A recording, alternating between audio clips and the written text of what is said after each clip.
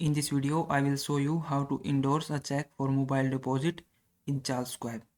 So this process is very easy to do. Just make sure you watch this video till the end. So let's start. So you have to follow this step to endorse a check. So first you need to flip the check to the back. You need to locate the endorsement area on the back of check. Then you need to write the required information. So in the endorsement area, you need to write your signature as it appears on the front of the check and add for deposit only Charles Schwab Bank. Then include the account number, optional but is recommended for the clarity. This is how it's going to look like. So at the top you have to write your signatures, then under it you need to write this for deposit only Charles Schwab Bank.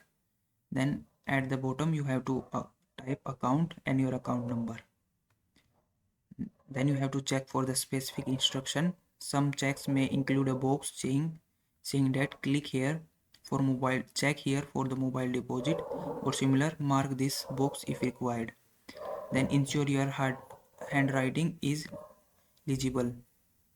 So this all step you need to follow to endorse a check for mobile deposit in Charles Schwab. If this video was helpful, please like this video and subscribe to my channel.